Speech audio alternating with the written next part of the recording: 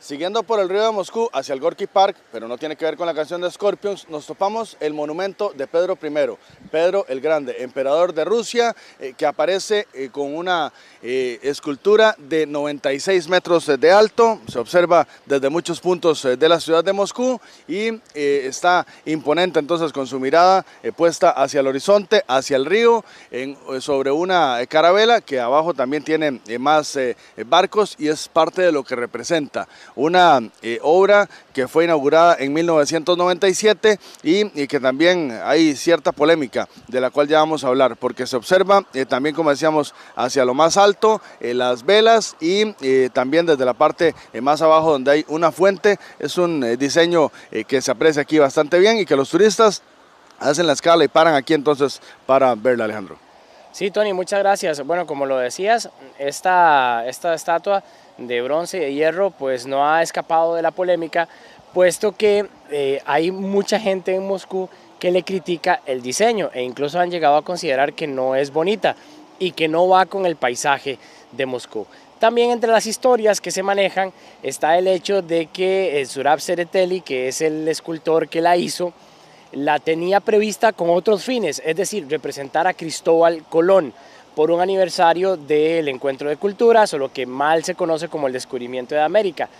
Pues resulta que intentó colocarla, por ejemplo, en Estados Unidos o en España y al final no fue posible.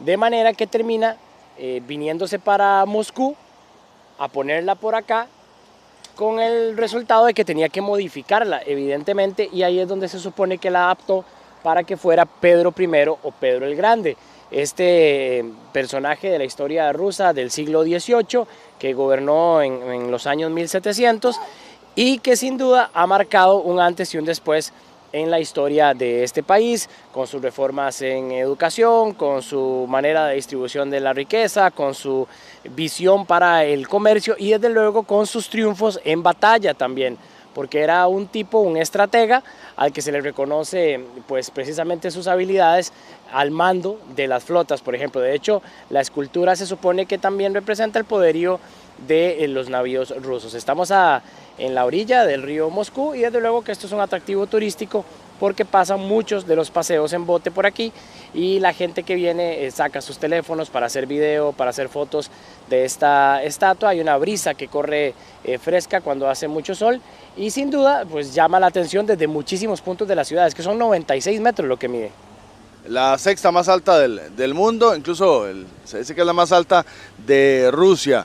Se intentó en algún momento trasladarla, algunos hicieron recolectas, intentaron de ponerle dinamita también, ¿verdad? En algún momento para también destruirla. Para dañarla en el proceso de construcción hubo un grupo que pues no tuvo éxito en causarle daño. Se decía que tenía que moverse para San Petersburgo, que recordemos que durante muchísimo tiempo fue la capital de Rusia, del Imperio Ruso.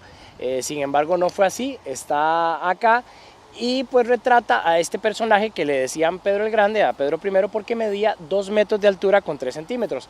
Tuvimos la posibilidad de estar en el Museo Histórico en una sala dedicada a Pedro I, en la que se apreciaba, por ejemplo, parte de sus vestiduras, larguísimas evidentemente, pero nos llamaba la atención que no era muy ancho de hombros. Era una persona, se decía, según nos contaba la guía del museo, que era menudita y que incluso no era ostentoso. En el museo hay un trineo que él utilizaba para desplazarse en invierno, que se jalaba por caballos y que era muy sencillo, que parecía incluso que no era de un monarca, de un emperador, sino de cualquier persona que estuviese en el pueblo.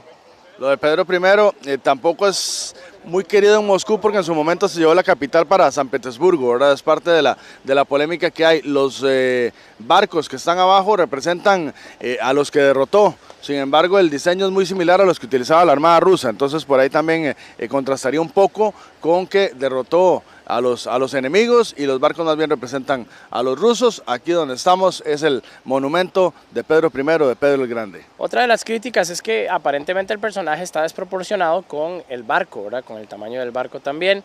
Sí les digo que de primera entrada, cuando uno recién llega a la ciudad y pasa tal vez en el carro, en el trayecto, sí es impresionante y da la tentación sin duda de empezar a fotografiar y a grabar.